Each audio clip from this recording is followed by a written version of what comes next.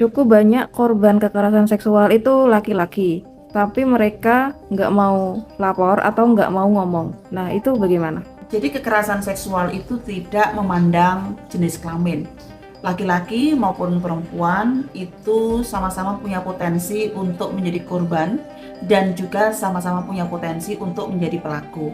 Data membuktikan lebih banyak korban perempuan daripada laki-laki. Nah, sedikitnya korban laki-laki ini bisa jadi karena memang sedikit laki-laki yang jadi korban, tapi bisa jadi karena banyak laki-laki yang jadi korban, dia nggak mau lapor, dia nggak mau ngomong. Padahal di masyarakat kita banyak ya terjadi juga kekerasan seksual yang dialami oleh laki-laki. Nah, kenapa persoalannya kalau laki-laki itu mengalami kekerasan seksual, misalnya dia tuh nggak mau lapor gitu ya. Pertama, karena budaya patriarki itu masih sangat mengharapkan laki-laki itu dia bisa mengatasi persoalannya sendiri tanpa harus mendapatkan bantuan.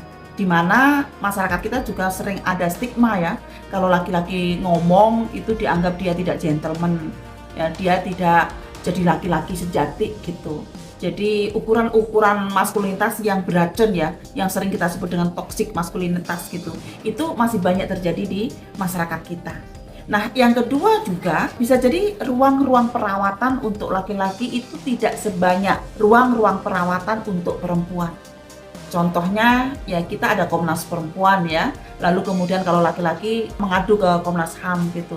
Tapi kalau yang di UPTD, PPA di daerah-daerah misalnya, itu ada UPTD PPA yang itu perpanjangan tangan dari Kemen PPA ya, yang dia menerima keluhan-keluhan yang korbannya perempuan. Nah, yang korbannya laki-laki itu kadang-kadang bingung tuh mau lapor kemana. Sehingga dari mekanisme pemerintah pun juga masih belum banyak disosialisasikan ya, lembaga-lembaga layanan yang itu bisa menampung korban laki-laki dan perempuan gitu. Nah, selain masalah tadi ya, masalah personal yang terkait dengan tafsir-tafsir maskulinitas gitu ya, juga masalah struktur di masyarakat kita yang terkait dengan persoalan-persoalan ruang-ruang perawatan untuk laki-laki yang masih kurang gitu. Yang ketiga, kadang-kadang karena adanya mitos-mitos yang ada di masyarakat. Kadang ada mitos nih, kamu laki-laki nggak mungkin dong jadi korban, kan kamu bisa melawan, kamu kan kuat. Laki-laki yang jadi korban itu penting sih untuk dia juga harus mencari bantuan. Karena itu nih saya berikan ya, gimana ya tips keamanan pribadi dan pencegahan dari laki-laki supaya kemudian dia ketika jadi korban juga mendapatkan pemulihan, penanganan dan juga perlindungan. Nah, misalnya nih ya, pertama adalah tingkatkan kesadaran situasional, waspada, hindari situasi berbahaya. Sebisa mungkin hindari tempat yang sangat sepi, gelap ataupun terpencil terutama pada malam hari. Walaupun laki-laki ya di beberapa wilayah keluar malam hari juga menjadi korban tuh ya, bukan hanya korban kekerasan seksual ya, kadang-kadang korban kekerasan yang lainnya. Misalnya kayak di Jogja itu kan ada apa grifeh gitu ya, yang itu ya banyak terjadi di malam hari. Jika terpaksa, usahakan ditemani atau beritahu seseorang ke mana Anda pergi dan kapan kira-kira akan tiba atau balik gitu. Lalu juga perhatikan sekitar ya, berjalan, berlari, atau berada di ruang publik, hindari terlalu fokus pada ponsel, karena ini kadang-kadang kalau terlalu fokus pada ponsel, lupa yang ada di sekitarnya ya. Dan kadang-kadang kalau sudah menggunakan iPhone dengan volume yang tinggi ya, itu pun juga lupa dia ada di mana gitu, sehingga ketika ada bahaya-bahaya termasuk kekerasan seksual yang terjadi ya nggak akan begitu waspada ya terhadap lingkungan sekitarnya itu. Lalu juga bijak di dalam mengkonsumsi zat-zat adiktif ya, misalnya alkohol, minum-minuman ataupun zat-zat lainnya yang membuat adiktif itu tolong diperhatikan, karena kadang-kadang itu juga akan menjadi pemicu ya barang-barang terlarang itu di dalam membuat keputusan untuk kita mau kemana atau mau apa gitu, karena ada gangguan daripada brain kita, otak kita, karena terkena obat-obat atau zat-zat yang banyak dilarang di Indonesia itu gitu. Nah, kemudian yang kedua, upaya yang lain yang bisa dilakukan adalah membuat batasan. Artinya apa ini ya? Batasan tentang misalnya komunikasikan batasan seksual dalam berhubungan apapun, baik itu teman baru ataupun teman lama. Komunikasikan batasan dengan baik, baik batasan fisik maupun seksual Anda dengan jelas dan tepat. Ya, ingat persetujuan, konsen ya itu harus diberikan secara sadar, sukarela dan dapat ditarik kapan saja. Saya mau kamu pegang, tapi saya tidak mau kamu cium, misalnya ya, itu harus dengan jelas disampaikan. Gitu. Lalu juga ikuti naluri, ya ikuti naluri atau good feeling gitu.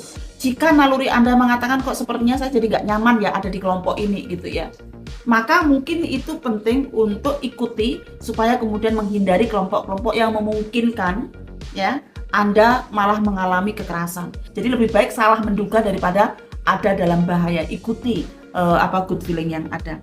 Nah, yang ketiga adalah keamanan di ruang digital. Ini juga penting. Waspadai terhadap grooming. Hati-hati terhadap orang asing yang tiba-tiba ingin membangun hubungan emosional yang sangat dekat dan intim secara online. Pelaku kekerasan seksual itu sering menggunakan taktik bujuk rayu atau grooming untuk mendapatkan kepercayaan korban sebelum melakukan aksinya. Kita ingat di data sebelumnya bahwa kekerasan seksual yang difasilitasi oleh teknologi di area publik, orang yang tidak dikenal itu adalah pelaku nomor 2 setelah teman di media sosial.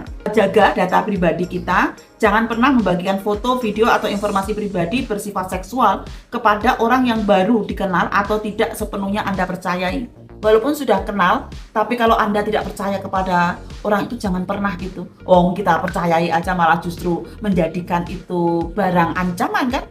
Karena kan pelakunya banyak yang mantan pacar dan pacar mantan suami dan suami. Artinya apa? Ya kita percaya dong kepada orang dekat itu. Itu aja juga tetap disalahgunakan. Hati-hati ajakan bertemu. Jika diajak bertemu oleh kenalan online, selalu pilih tempat publik yang ramai dan ajak teman untuk menemani Anda. Ini penting juga nih, keterampilan untuk pertahanan diri ya, walaupun laki-laki ya penting juga nih untuk mewaspadai ya terkait dengan bagaimana kita mempunyai keterampilan untuk pertahanan diri. Misalnya pelajari teknik dasar terkait dengan bela diri. Misalnya bagaimana kita menendang ya alat reproduksi dari pelaku. Misalnya itu juga salah satu ya sebagai teknik dasar untuk pertahanan diri. Tujuannya bukan untuk bertarung ya, tetapi untuk memiliki kemampuan melepaskan diri dan melarikan diri dari cengkeraman atau serangan. Siapkan alat pelindung diri. Di beberapa tempat membawa alat pelindung diri seperti peluit ya, ataupun juga semprotan merica ya. Jadi misalnya ada peluit, kadang-kadang kita nggak bisa berteriak atau apa, kadang-kadang peluit itu juga bermanfaat, atau mungkin semprotan apalah gitu, bedak atau apa gitu, itu bisa juga sih untuk sebagai senjata gitu. Nah, jadi ada sih mitos-mitos yang perlu kita hindari, yang ada sekitar kita yang perlu kita bongkar ya, karena mitos-mitos itu bisa menyesatkan. Misalnya sih ini ya, ada mitos-mitos laki-laki tuh nggak bisa diperkosa loh gitu ya, itu mitos ya. Kenapa? Ya faktanya laki-laki bisa dan sering menjadi korban kekerasan seksual. Pelakunya bisa perempuan, sesama laki-laki, ataupun juga kelompok gitu.